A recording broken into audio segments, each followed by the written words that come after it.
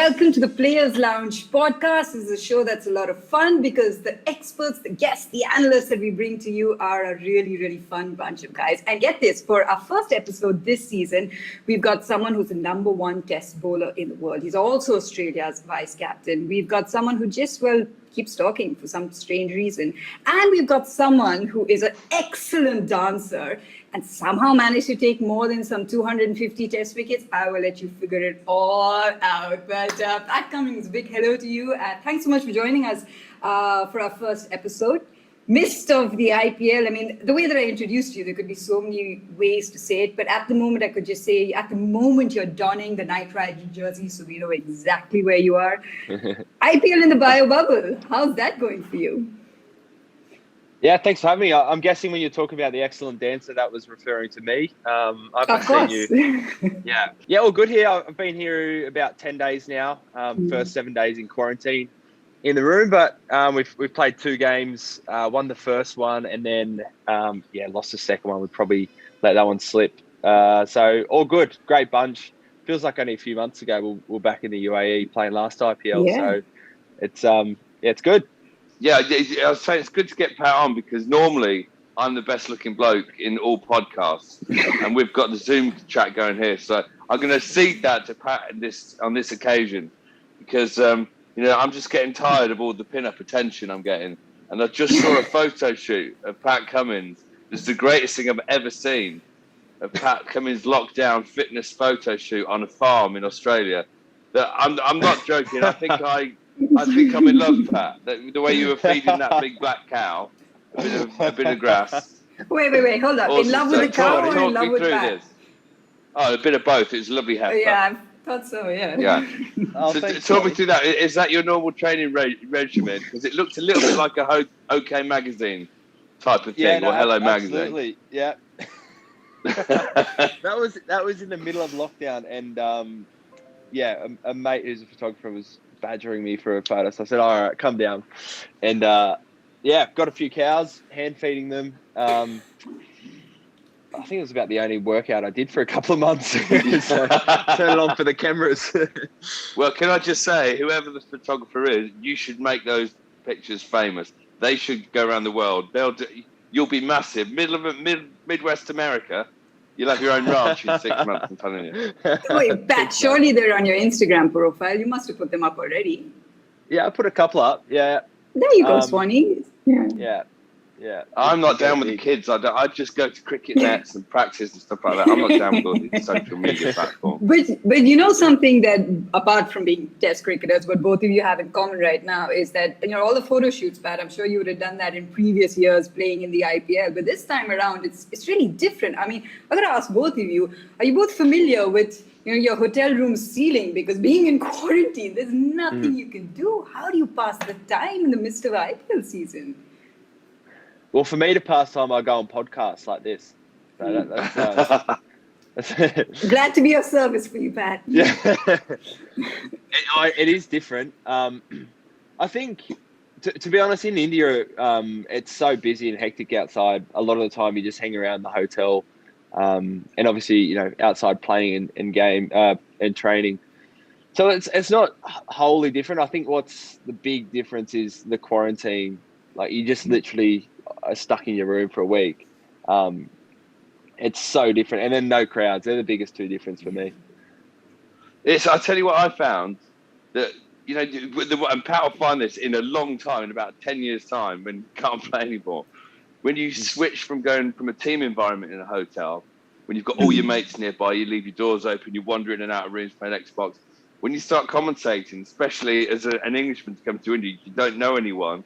You've got people in hazmat suits ordering your food. There's a new level of loneliness and boredom. There's someone with the concentration span of a 2-year-old anyway that I've got.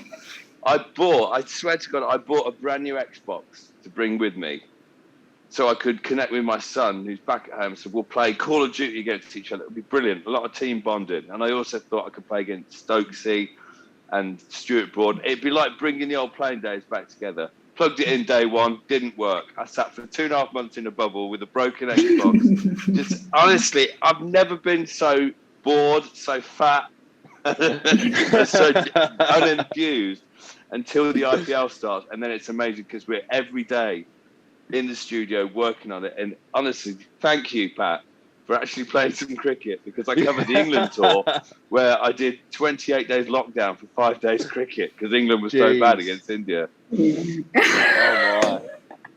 Oh Oh, word. I mean, are your friends and family receiving more phone calls or video calls from you all? And you would never do that before because you have nothing else to do. Are they just like, can you stop calling, please? Either of you in that situation? Absolutely. Yeah. Badgering them. Yeah. Just trying to get a little bit of love back from them. Yeah. Different time zones as well. So they wake up normally in the morning and they've got 20 messages from me. It is funny. Like some boys, it's so natural. You just hop on PlayStation and play for hours. But I'm more like Swanny. Like I love going and hanging out, having a coffee with a couple of boys, or in and out of different rooms, just chilling. So it is weird. Do the teams have, like, just before we came in there, you mentioned because you'd lost last night that you would spend some time with Owen Morgan. I know Owen Morgan really well, and I know what spending time at the end of the day means with him. That you wake up dusty the next day. But does the team have like a lounge or a team room that they all hang out at after a day's play? Like this is the players' lounge, but do you all have sort of sit around, chew the fat, and talk cricket with guys from different countries? Yeah, definitely. We've got a good setup here. So we've got a big team room, like a pool table. A few different things going on. I tell you what is really good, actually. There's a freezer full of ice creams. Brilliant. So, oh, you're kidding. That's such a good idea. I know. So, like, yesterday we're heading off to the ground at 5 p.m. and our fielding coach, James Foster, I'm sure you know, Swanny, was like a little child getting a little ice cream for his bus trip. But yeah, we always have a function. Like, it's a bit of a tradition with Kolkata. So after every game, we always have a go downstairs and have a bit of a food and a drink and get together and chat. So bit of music, bit of dancing if we win. So we did that last night, and it's really good. Like, it is amazing how you connect with different players from different cultures, and in terms of cricket, so many different styles of play. Like, we've got Andre Russell, Sunny Narayan, Caribbean boys who play so different to, say, Indian, who play so different to Aussie. So it's great. It's just a fast tracking of cricket learning these couple of months, IPL each year. It's a nice little melting pot, and it's great to get that sort of experience, and particularly for KKR, and we'll speak about them in detail, but there's such a nice bunch of youngsters who I'm sure are learning a lot from you. Pat, do you enjoy that kind of, I'll say a mentor, because that's something a lot of boys will look up to, the #1 test batsman in the world and say the Mavis and all those sort of boys and say, we got a chance to learn, the Prasidh Krishnas, we got a chance to learn from him. Yeah, we got a great setup here. And it starts from, our owners down. It's very relaxed. It's very, just a great bunch of people. And, we're really lucky, especially the fast bowling. We've got 4 or 5 young guys who have played under 19s cricket, started to get a taste of international. PK debuted for India a couple of weeks ago. And they're great to work with. I learn more off them than they, can learn off me. What do you learn off them? Tell me. What do you learn off them? I think the more you play, the more perhaps you can overthink the game, the more you think you know everything. It's really refreshing to see 18, 19-year-olds just come in and just come and bowl. And I think that's as pure as cricket as you'll see, I think, when you see raw talent. So I love seeing them. They're always, trying new things, different slow balls. Just really free, in the way they go about it. When you were saying about the young players then, I often found when I played that the most dangerous opponents were the ones who came in, the fresh-faced ones, who've absolutely no fear. They've not got a dozen games. They've got no expectation whatsoever. And they're the ones who can go out and, like, in the nets, when you talked about those young guys, is that what you see? Like, people just running up. They don't care. Yeah. No one has any expectation of how they bowl. And because of it, they're twice the player. Absolutely. They got no scars. They just go out there. They take the game on. I mean, if you're 18, 19, you're literally just out of junior cricket. And, you hope most junior cricket is just free and flowing and take the game on. And yeah, it's just raw. I love it. And that's, I think the challenge is you see so many people start off like that. It's trying to encourage them to keep going like that, keep being fearless, keep backing that. Because you're right, they're twice a player when you play with that frame of mind. Were you in that frame of mind as an 18-year-old who played, 3 first-class games and you went on to make your test debut in Johannesburg? Were you in that frame of mind because you took wickets in that game and then you had to, save and then hit the winning runs with the bat? Were you fearless?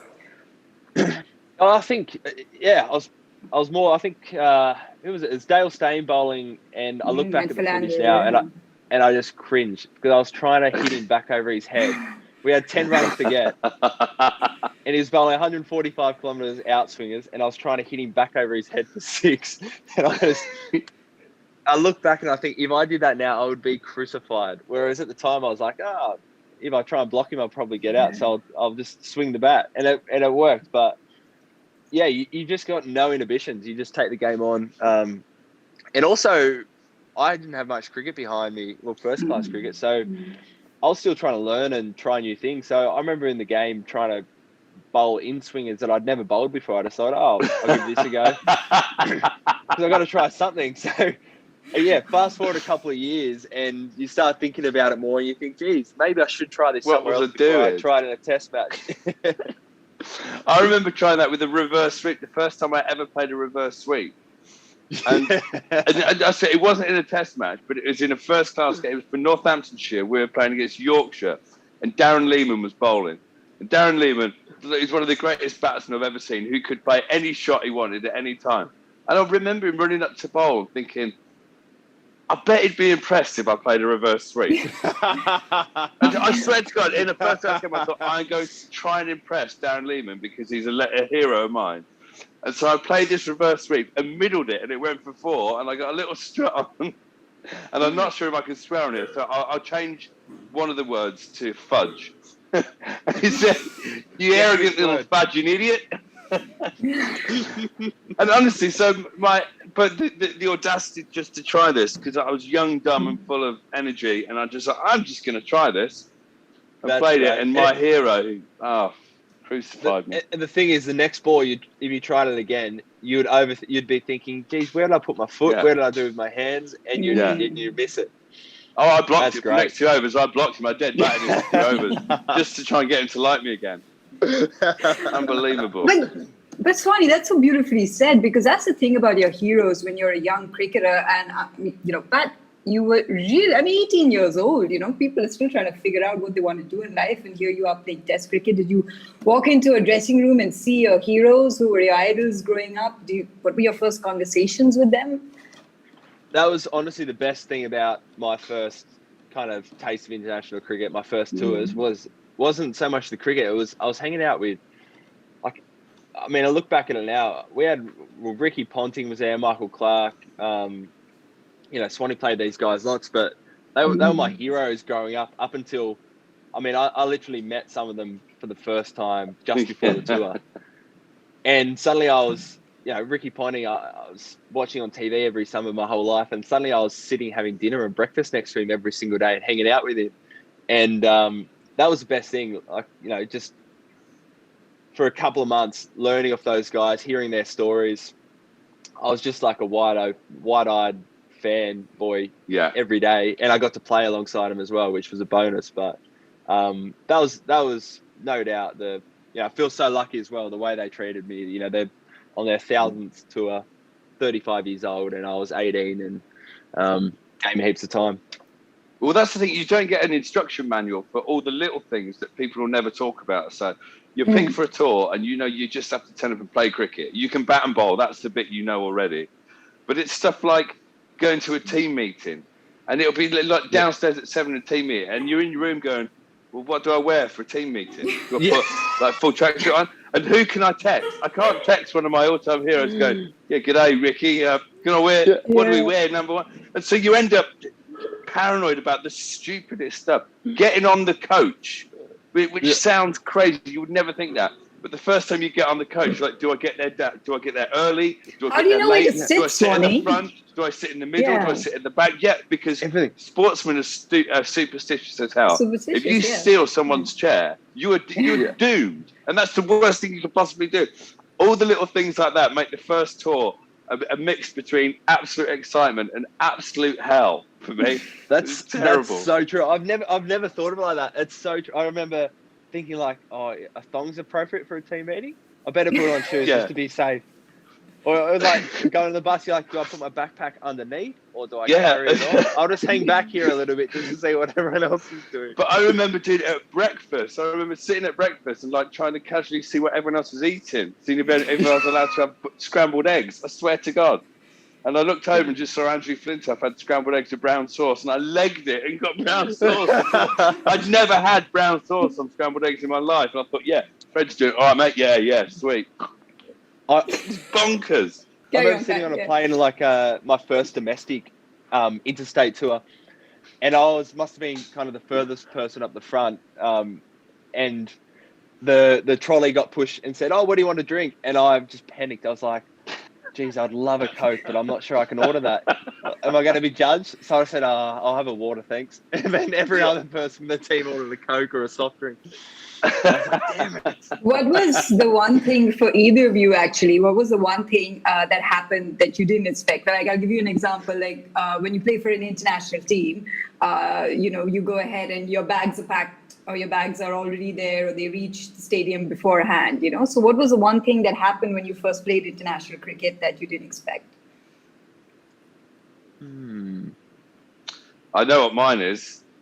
So you turn up at the airport and there's off-terminal check-in. So there's like a press junket before you go on tour. It's for a tour to South Africa, and I was 18, 19. Exactly like Pat. I hadn't met half the team I was about to play with. People like, this is going to age me a bit, I don't care. People like Atherton, Hussain, Stewart, Graeme, Thorpe, Hick.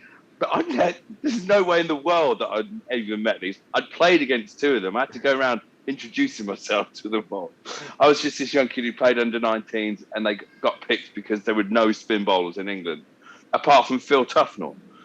And I just remember being this off-airport check-in, and I'm meeting Phil Tufnell, who's known as a bit of a bad boy of English cricket and a bit of a rogue and a bit of a Cockney geezer. He's my all-time hero. I'm just thinking for the cat. I can't believe this. And so I've had to go up, shake hands with him, say, "Hi, I'm Graeme Swann." And then 2 seconds later, the press is going, Phil, can you give him a kiss on the cheek? Can you give him a kiss on the cheek? And I'm stood there going, what?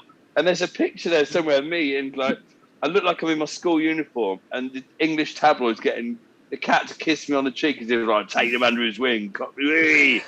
And I was just stood there outside this terminal going, what the f*** is going on here? This is like, hideously cringeworthy. And I see that picture every now and again now, and it makes me want to cry. It really does. Because knowing what I know now, I'd have just gone, piss off. I'm doing that.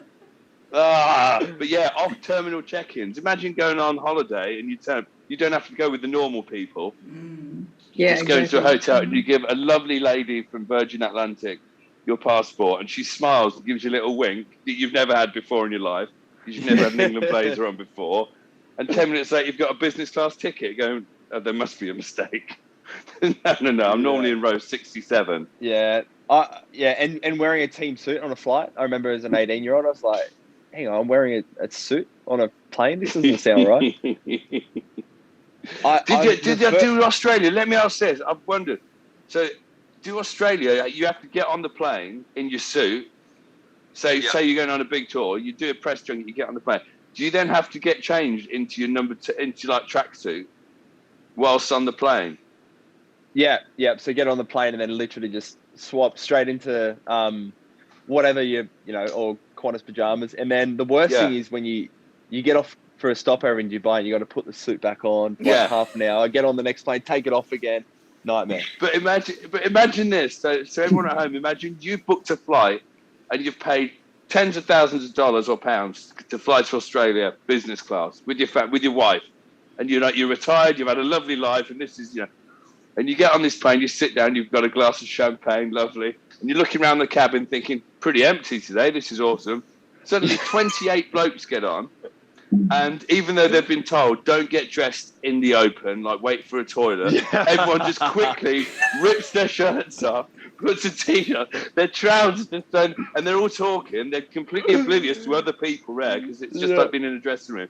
I've done it dozens of times. At one point, turned round with a champagne in my hand, just a t-shirt, no trousers on, to talk to Jimmy Anderson and realised that some woman was just stood there, eye level with my junk, thinking, oh my God, what am I doing here? Imagine those poor people going on holiday. It's so true. I mean, I bet she wouldn't have minded if it was Jimmy Anderson with no trousers on, but the fact that it was me ruined her day there and then. Oh, it's so Yeah, I aren't taking any flights with you, Swanny, I can assure you that. Not again. Not after last time. But what I find so amazing is that, we're talking about the good old days, but you have your first test match, and I mean, not to be specific with the numbers, what is it, 5 years, 3 months, 27 days, you have to wait to play your second test match, Pat? I mean, what were you doing? I know you've spoken about this innumerable times, but that is an amazing amount of time to just keep faith. Did you keep faith? One day I'll play again Test cricket. Was there a point that you said, okay, the injuries are too much, I should just not make this my dream? I mean, what was going on? Yeah, well, 5 years I just went on the press circuit talking about my debut. It was great. No, it was hard because Test is, my favourite format. Growing up, that's the format I love watching the most, and that's where you feel like the best contests are kind of won. And yeah, I'd got a taste of it. I'd played one test, loved it. I was playing with guys who'd played 150 test matches, legends of the game. So I was like, well, I've achieved nothing. I've played one game. Just desperate for, start off the career, and didn't play for 4 or 5 years. So I was lucky. I played, quite a bit of white ball cricket for Australia in that time, but just my body just wasn't ready for test cricket. So I felt ages away for years. And then, slowly but kind of surely, started to get just started to mature into my body a little bit. And then, played that second test, which was great. My first test was in South Africa, fast wickets, swinging ball, great for fast bowlers. Second test match was at Ranchi, and we were in the field for 220 odd overs. So I remember that. Welcome back. It was good. But you say it so nonchalantly, oh, my second test, but you weren't initially in that squad. You had to be called in. So were you expecting that call? Were you even ready to come back and play test cricket? But it's not like you were called in and you were sitting on the sidelines waiting for your chance. You were home. You had to be flown in. Yeah, I flew in a couple of days before the test. It was, I knew I was kind of a reserve player. The main reason being, I hadn't played first class cricket in something like 2 or 3 years. Like literally hadn't played a first class game. So while that series went on, I played a second 11 game because I'd only been playing white ball. So I played a second 11 game, bowled, I don't know, maybe 20 or 30 overs. And then the next week I played a Sheffield Shield match. And that was the plan to kind of build up. Well, I finished the Sheffield Shield match the day that I think their test match finished, and I knew Starkey had an injury. And then Smithy, who was captain, I remember walking off the field, he was texting me like, oh, how'd you go? And then he's like, yeah, get your passport ready, you're coming over. And that was the first time I kind of thought test cricket was even on the horizon. I thought, I was 6 months away from being back in the frame. Wow, that's brave to come in straight away. And Ranchi. I'll tell you what I like about that, though, the fact that, because a lot of people wouldn't know that as well, the fact that you have a little text message from the Australian captain saying, how you going? Yeah, quick, right, you're coming. Because... So before I played sport or anything, I often wondered things like that, how you find out how things go. And please indulge me a second because it's one of my favourite stories. When Duncan Fletcher got the boot from England cricket, which signalled that I might get the chance to play again because he detested me and he would never have picked me. But he got the boot. And then Peter Morse took over. And one thing about your career is time and place. If the guy in charge happens to be a fan of yours, or you've done well against him before, you've got more chance of playing. That's so especially in England when there's about 1,000 players. But Peter Moores took over, and the one county that I'd always done well against, me and Ryan Sidebottom had always done well against Sussex. And that's where Peter Moores had gone from to the England job. So he picked Ryan Sidebottom in the one-day series against India. And England won, and it was dead exciting. One of my best mates back playing for England. This is brilliant. But I honestly didn't think I was anywhere near the team. I'd written it off. I was enjoying my county life. I was carving out a podcast future like this. It was great. Life was rosy. But then City told me that they all sat in the change room. They finished the series against India. And David Graeme, the chief of selectors, walks in and says, lads, the touring party to go to Sri Lanka is being announced in 2 days' time. It's this team in this room. And Swanny, Graeme Swann's been added to it. But please don't tell him if you know him. Don't tell him. I want to do it, and it's got to be properly. And so everyone went, yeah, no problem. Siddy immediately ran to the toilets with his mobile phone and went, Swanny, you'll never guess what. You're in team. You're coming to Sri Lanka. But when he phones you up, pretend you don't fucking know. Please pretend you don't know. So 2 days later, I'm sat at home, and I've been told, don't go out. You're going to get a phone call tonight, and it's Saturday night. And my wife, or my girlfriend at the time, is sat there ready to go out for a meal, and I'm going, we're not going out. We're not going out. The last time this bloke phoned me up to tell me I've been picked for England, I was in a nightclub. I was an 18-year-old in a nightclub dancing to Bon Jovi. I am not being out tonight when he phones up.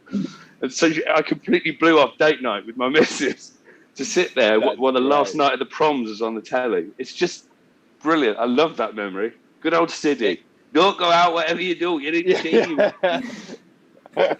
It happens all the time, doesn't it? Like, I remember, like, say that Smithy texted me because he's, one of my good mates, and he's like, Cracker, our selector, might call you, so act surprised. Yeah. It's like, you're the Aussie captain, mate. You can, it's fine. Yeah, exactly. I wonder how many people, though, like in the movies, who go, shut up, who is this? Get away. Who is this on the phone? Unbelievable. How many people? I reckon a good 20% of people, when they get the first call up, don't believe it. Have either of you ever missed a call, like an important call like that from a selection committee member? I've missed plenty of calls when I've overslept.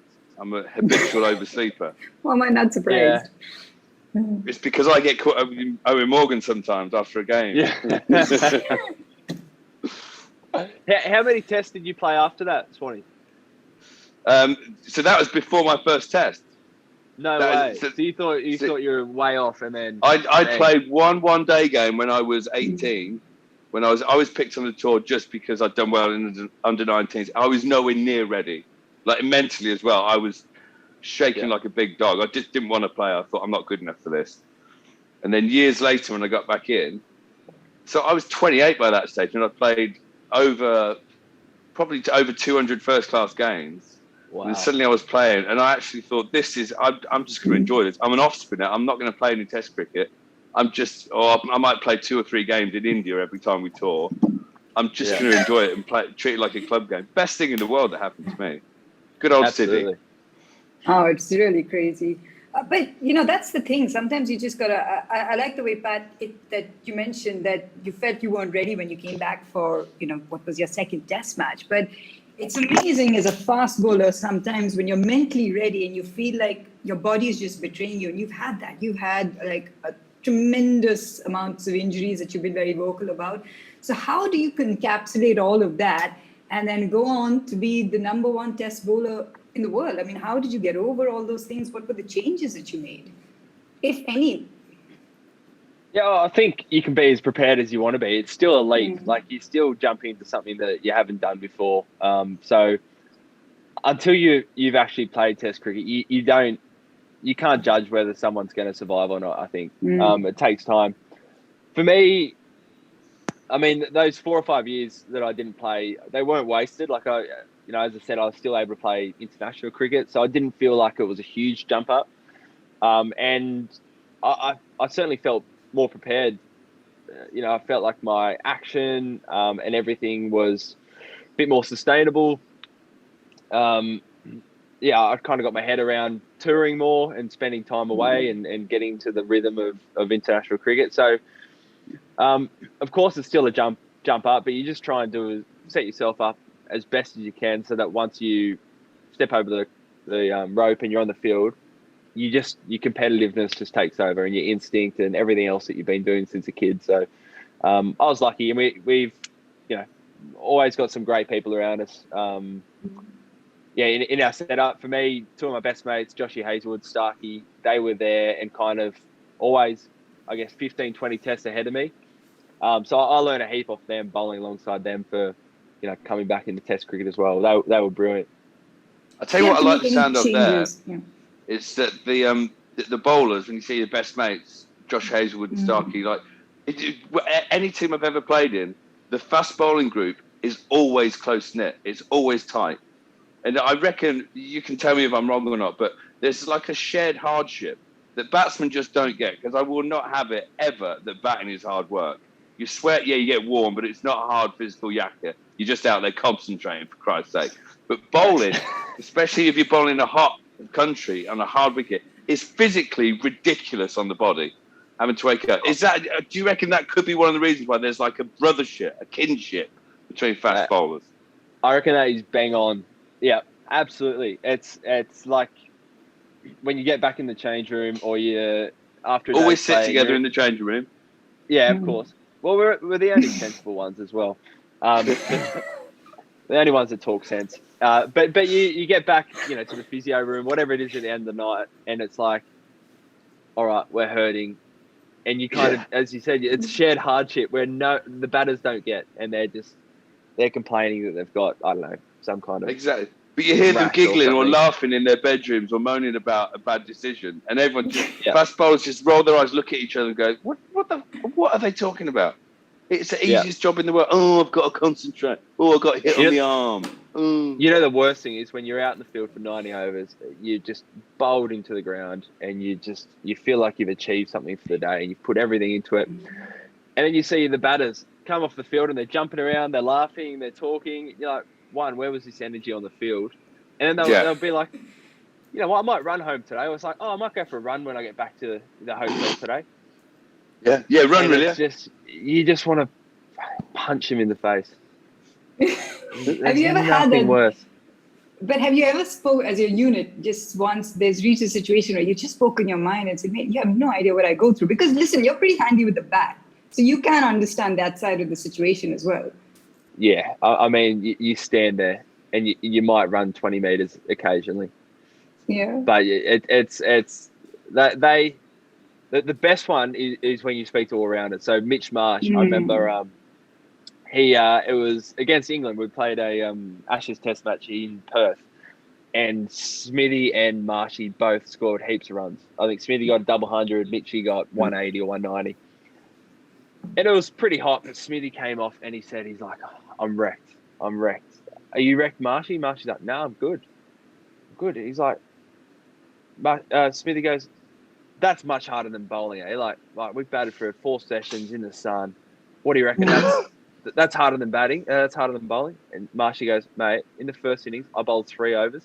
That was way harder than the last 6 hours we just had batting. And I just remember Smithy had the most confused look on his face. Just couldn't fathom it.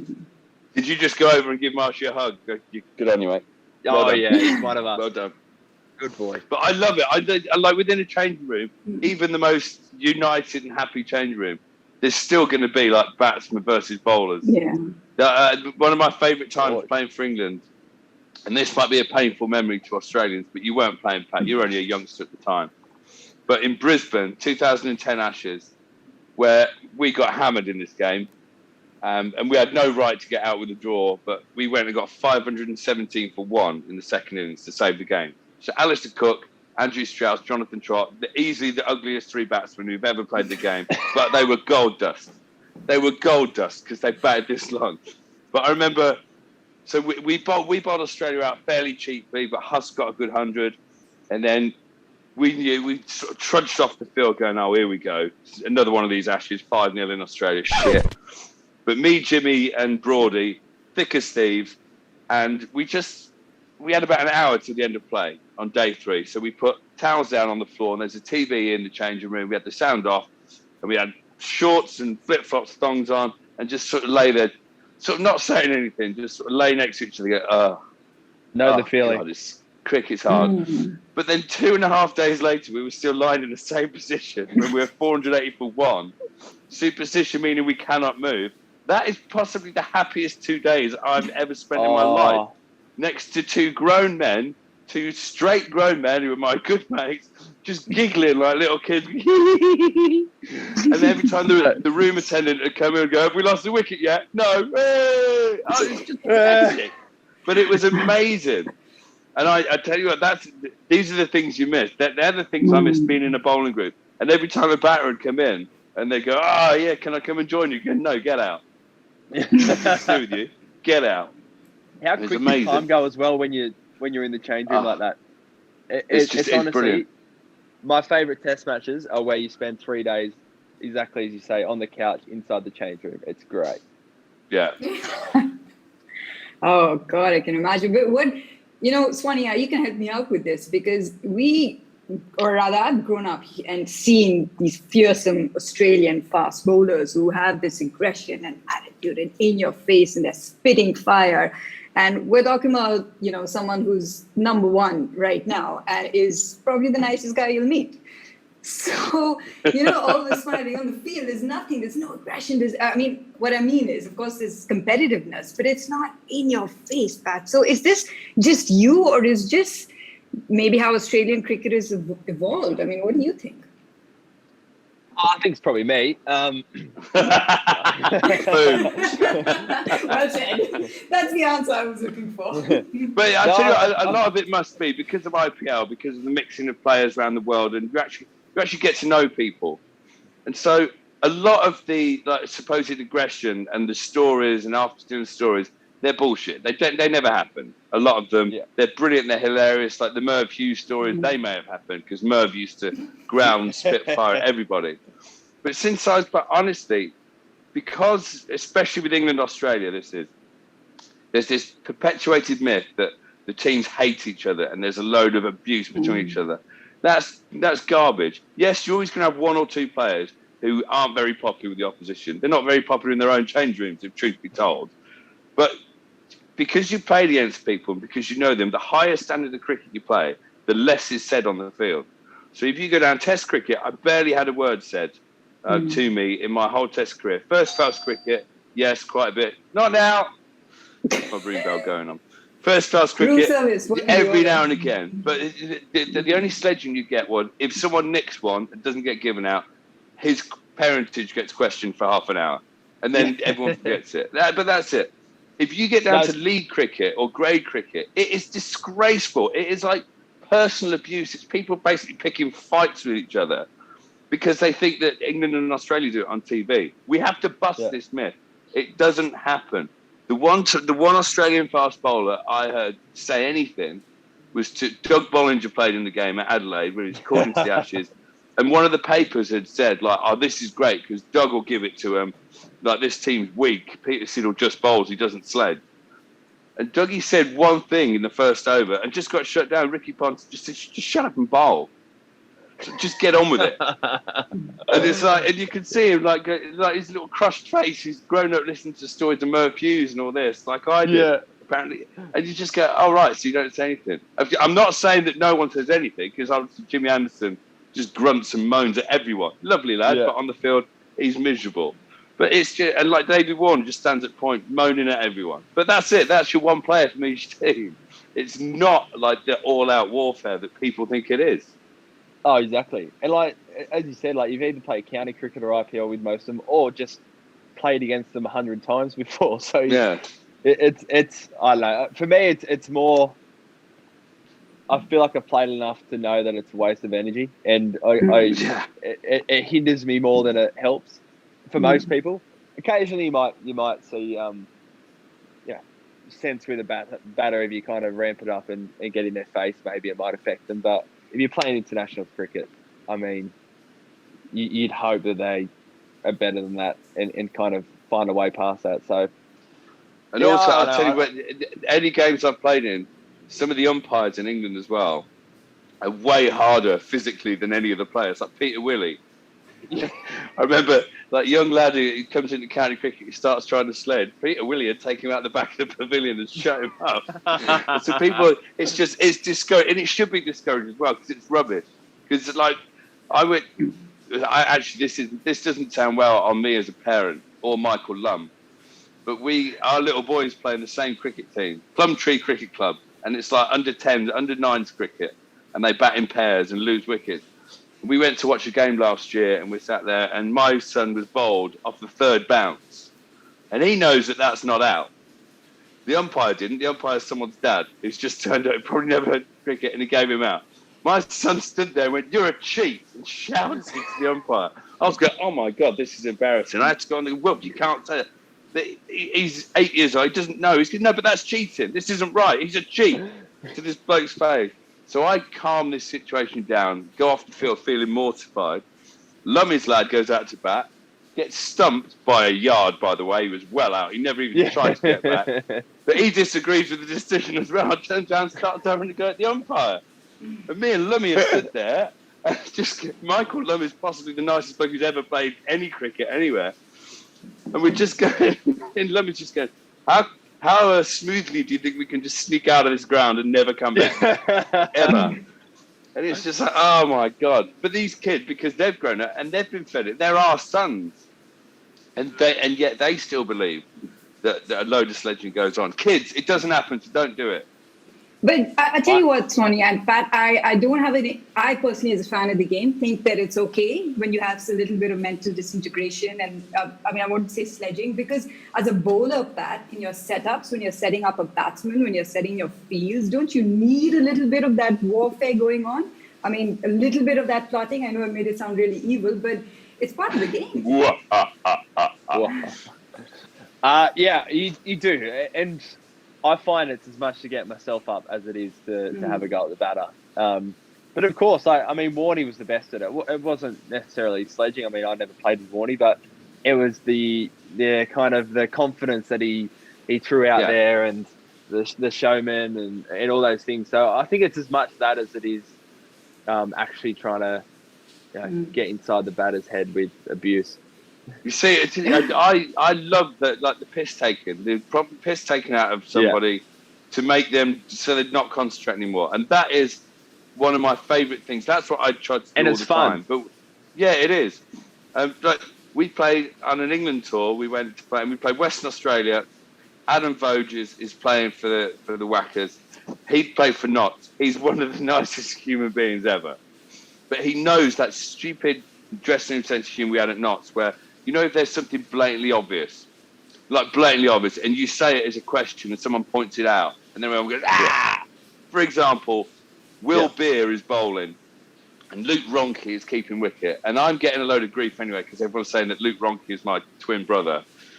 But Luke Ronke's keeping, and I thought, I've got to get ahead for my team. I've got to get ahead of this. And so I went, he goes, bowling Frosty, bowling mate, bowling Frosty. And I went, Frosty? Why is he called Frosty? And he goes, because it's like a frosty cold beer, mate. That's right, just laughing, thinking this is hilarious. And Bogues is at short mid-wicket going, just don't say anything to guys, just please don't bite. Please don't bite.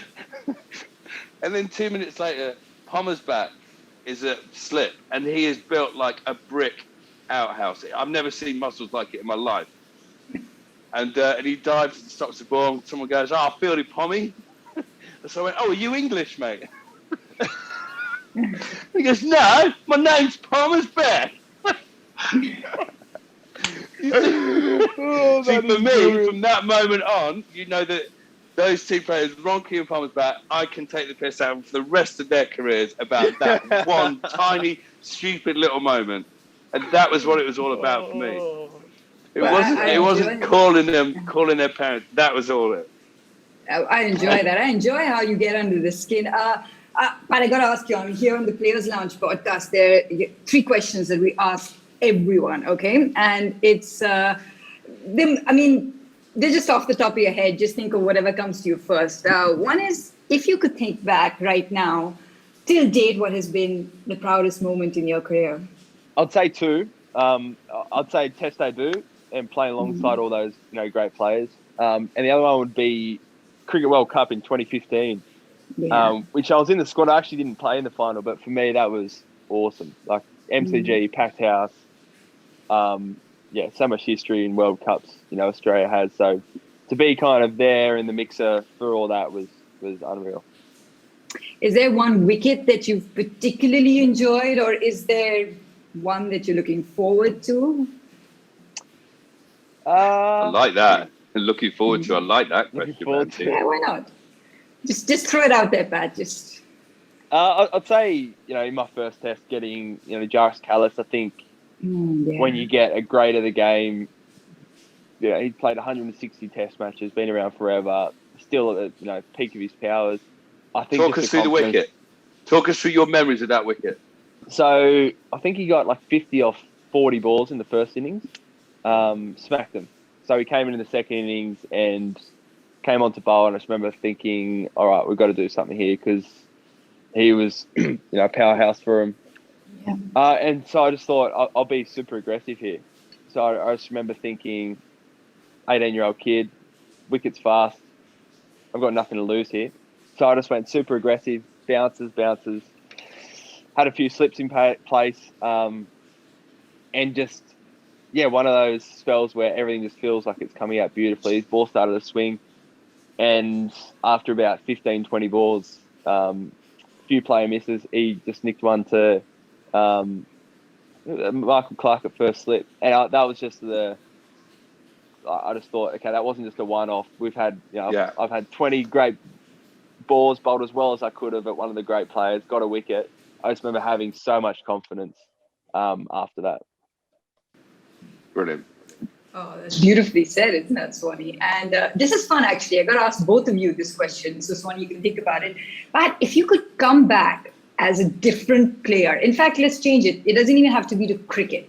If you could come back as a different sports person, anywhere, male, female, who would it be? Well, I've just been watching a lot of the Masters golf. So I think I'd love to be a golfer. I mean, we've got a great lifestyle as cricketers, but you look at them, they fly around all the time, different city, different, week, play golf for 4 days. If you don't play well, you get 2 days off. So I'd say... Don't make but is there anyone, it's like so many people look at you and in a nice way are... envious is the wrong word, but look at you and admire your lifestyle and the fact that you are an international athlete. Is there anyone that you look at and say that, I could live this life, I could enjoy it? Yeah, well, I think, just professional golfer, take your pick. I mean, obviously Tiger Woods, in his peak of his powers, early 2000s would have been awesome. Had even a good time like off the field as well. Yeah. I think even like a little like... Sorry, Mayanti. That was really. But you fell for that one. I'm trying to protect you. 30 odd would be great. 30th golfer in the world. No pressure. Yeah. Just every win's a surprise. I'll tell you what. This is a timely question. I reckon whatever time of the year, it would be a different player, because around about Wimbledon time, I'd say Roger Federer. Because it's the Masters. As soon as you said it, I was exactly like Pat. I thought Masters golfer, without a doubt. Where the Ryder Cup's on. I mean, the Ryder Cup is a massive thing in Europe and America. It's not anywhere else in the world, but without a doubt, I'd be Sergio Garcia. But I reckon cricket-wise, if I could come back as anybody, I always wanted to be a wicket-keeper. I've no idea why. I loved fielding at Slit. I loved being behind. And I just think being a keeper, especially in England or Australia, where you stood back nearly all the time, you're talking to your mates, you pretend it's really hard work and you're concentrating on, I do 600 squats a day. It's not. Come on, you're catching the ball. Yeah, your fingers might get sore, but you've got big gloves on.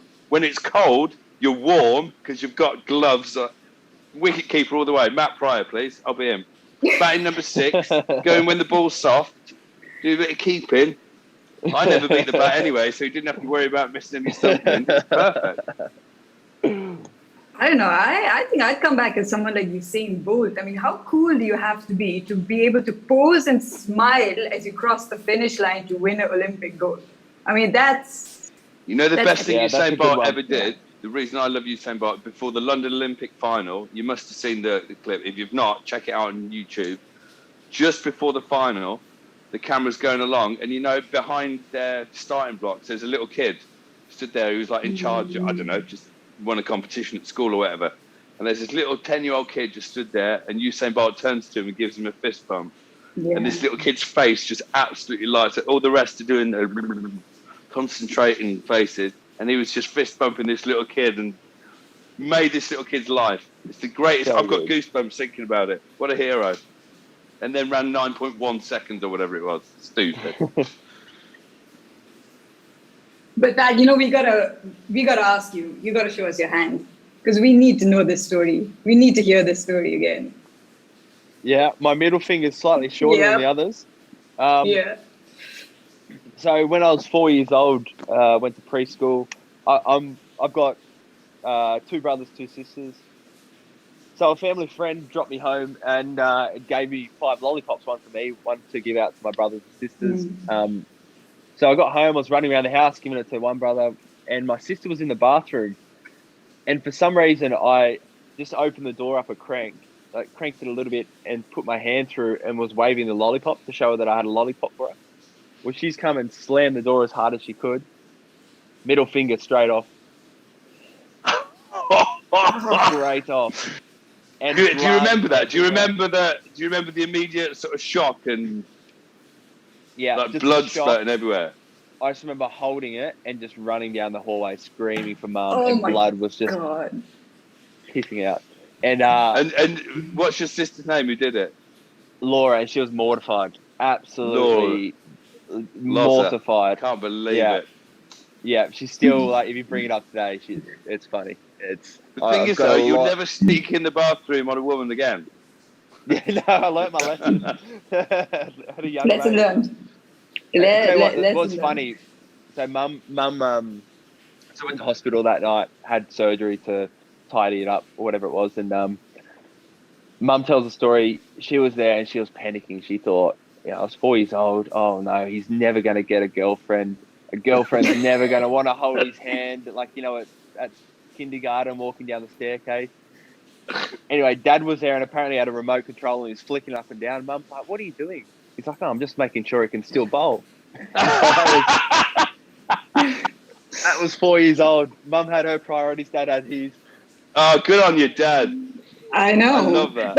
But obviously, because you kind of grew up with it, did you have to change anything? Did it affect your action, or it just became natural? Because I realized that now your forefinger would be the last point to release rather than the middle finger, right? Yeah, that's right. Yeah. I don't know. I mean, I was so young, so I know nothing different. But certainly the way I release it's slightly different to some of the other guys. Like an outswing is a little bit harder to wrap around than some other guys might do it. I reckon it's cost me a leg cutter. But maybe that's an excuse. Laura's cost you 200 wickets here. I know. Unbelievable. Exactly. She needs to get you a very good Christmas present this year. Laura, come on, pull your finger out. Sorry, too early. Swanny. What was her what was your sister's reaction though when that happened? Do you remember that? Well, I went straight off to hospital, so I don't know. Yeah, okay. So you I think she was mortified for a while, and she's a really good cook. So I remember whenever I wanted, I think today's a good day for some chocolate brownies, Laura. What do you reckon? No, I'm not in the mood. Hey, remember that time when I was 4? Yeah, I'll go and make it. Swanny, have you ever had anything like that happen to you? Some sort of injury or, No, I'll tell you, there was one bizarre, weird injury I had. Playing cricket when I was about 19, 20, I was at Northamptonshire. And I remember standing up in the change room, I'd just taken my boots off, and there was like a sudden sharp pain. Ow! What have I stood on there? And I looked around, and there was nothing on the floor. So I thought, oh well, I've obviously kicked a rock or something. 10 years later, I got hit on the big toe playing a county championship match against Yorkshire by the same guy, Ryan Sidebottom, who I talked about earlier, but playing against him, broke my big toe. And I walked off, going, oh, Jesus. So I was sent off to the hospital for an x-ray.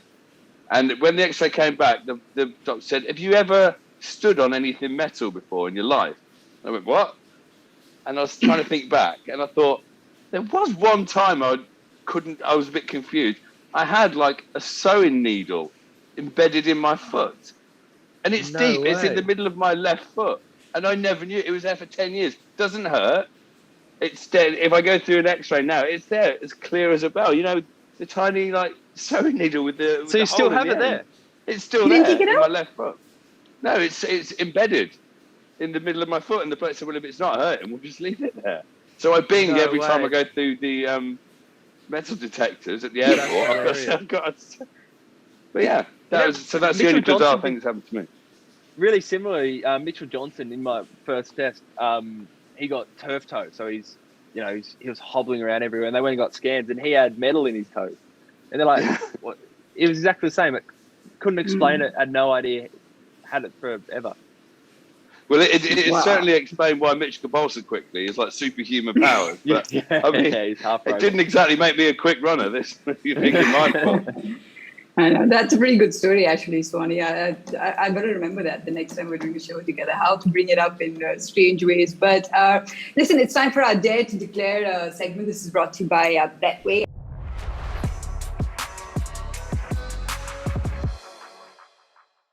We try and talk about a hot topic, and at the moment, what could be hotter when you have a Knight Rider sitting with you than to talk about the IPL and KKR. Look, Pat, I asked you earlier that there must be so many times that you've been interviewed. You should keep track of how many times you've been interviewed, but you really should have kept a track of how many times you've been asked, how does it feel when you were the most expensive overseas buy ever in the IPL?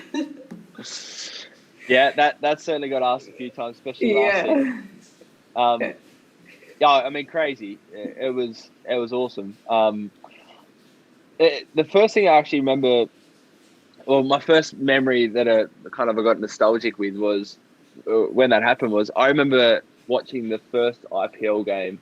Brendan McCullum hit 150 odd or whatever it was, and I remember sitting at home, whatever it was, late at night or early in the morning, watching that and thinking, wow, imagine playing the IPL. This is these people go over there, playing in front of these crowds, get paid big money. That is just, how good would that be? And that was my first thought. I remember when I got picked up this year, back to that 12 or 13 years previous.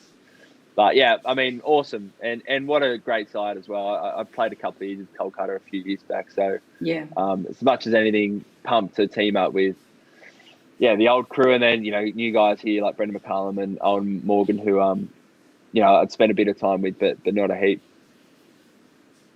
Is there something as a pressure of a price tag, or does it come from outside forces who just keep talking about it? Commentators like Graeme, Swann, who just can't let it go, Oh.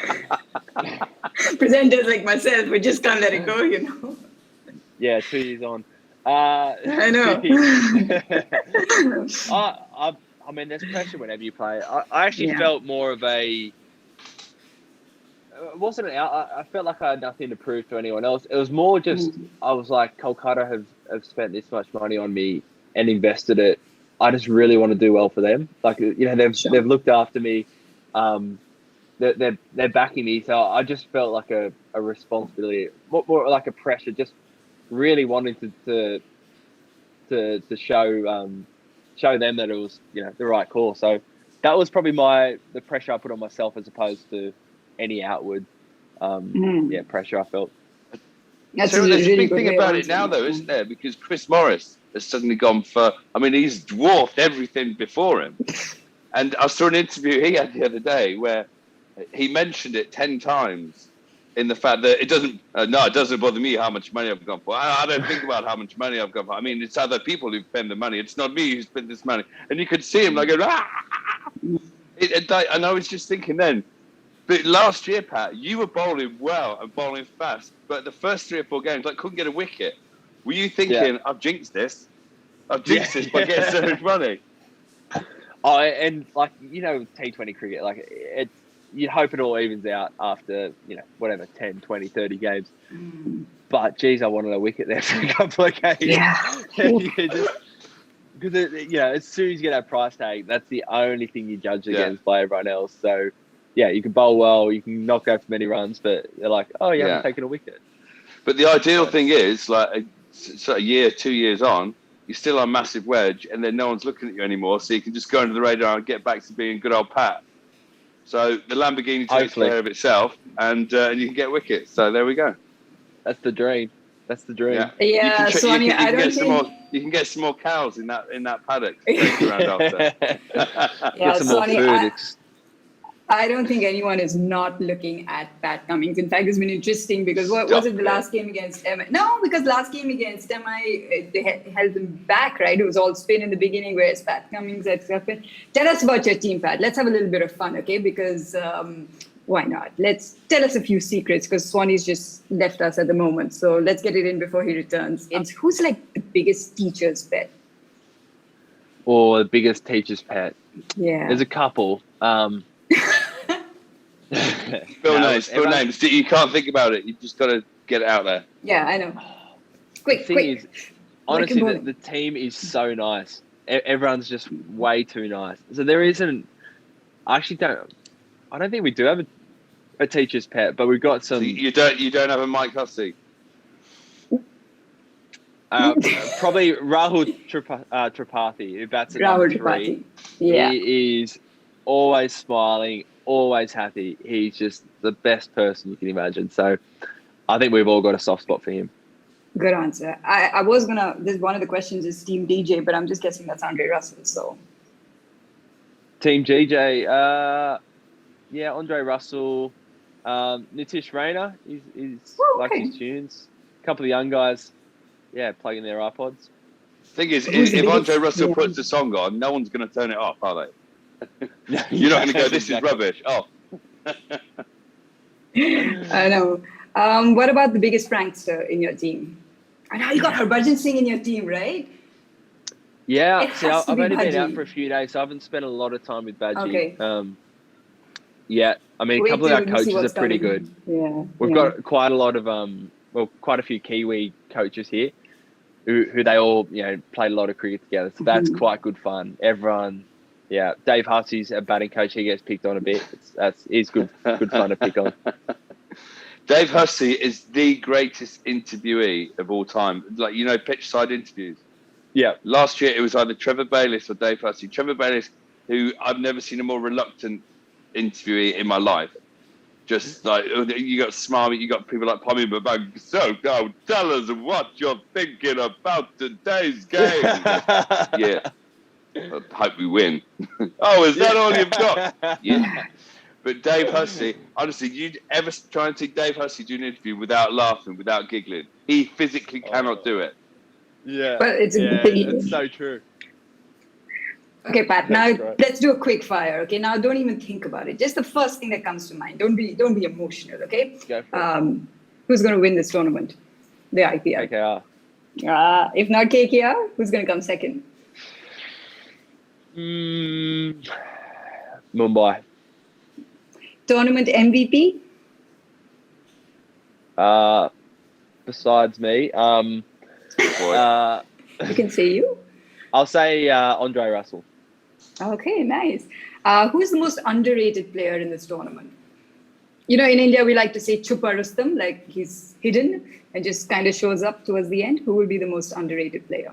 I like, I'm going mainly Kolkata plays here. I'm going to go Varun Chakravarti. There we go. Orange cap? I'll say Varun. No, orange cap's batting, isn't it? Yeah, batting. Yeah. I'll say Shubman Gill. Yeah, Shubman Gill. Okay, then purple cap. You can say Pat Cummins. It's all right. Okay, if it's not me, Varun. So if I ask you who's the one to watch out for, you're going to say Varun Chakravarti, right? Yep. Yeah, I'll say him. And since you have so many young players, especially in KKR, who's going to be the best young player of this tournament? Best young player of this tournament? I mean, Shubman's still really young. Yeah. But I mean, he's now played for India and, got, like, I wouldn't say he's young in experience anymore. You know what I mean? Yeah, I'll say maybe PK. Would you still say Prasid? I think he's only played 1 or 2 games for India. Yeah. Still quite young. He's bowled well the first couple of games. So I'll say him. All Kolkata players mentioned. We're not shocked at all, Pat. Yeah. We like your loyalty. Swanny, are you good with Pat's answers? I'm good. They were nearly all exactly the same as mine. Although mine had more of a Rajasthan tilt to it because I've declared myself a Rajasthan Royals super fan. I'm absolutely scared stupid now Stokes has gone home. So KKR are definitely my second team because you've got Owen Morgan, the greatest captain in world history, because he turned England from possibly the worst one-day team I've ever seen, and that was the one I played in, into the world champions, all thanks to Morgie and Brendan McCullum. And the fact they've got Pat, who's possibly the nicest man in the world. So KKR all the way for me now. What about you, Swanny? When you just look at someone like Pat Cummins, what are you expecting from him in this tournament? I like to see you say it to Pat. For this tournament? Yeah. I'm expecting, without putting any pressure on, I'm expecting you to single-handedly carry the bowling attack, pull off some remarkable diving one-hand catches, and then smack your team out of trouble with the bat at the end. Failing that, I will take one of the three. So the purple cap, please. Thank you so much for joining us here in this season's first episode of the Players Lounge podcast. It's been a lot of fun. I do hope we behaved ourselves and that you will join us again later. Definitely, we'll get a KKR jersey for Swanny's next episode. Please do, yeah, with Cummins on the back. Can I just say Swanny, as well, talk about starting off with a bang. How good's Pat Cummins been? Phenomenal. Are you surprised? Come on, Swanny. We knew I am a little bit because obviously when he's Australian, he's a fast bowler. You're not expecting a high IQ level. So this has blown me away. I'm sorry. I had to Thank you, I think. It's been good fun. Thank you so much, both you, Swanny, as well, and to Pat. Have a great season and all the best for the remaining matches. Looking forward to seeing more of you.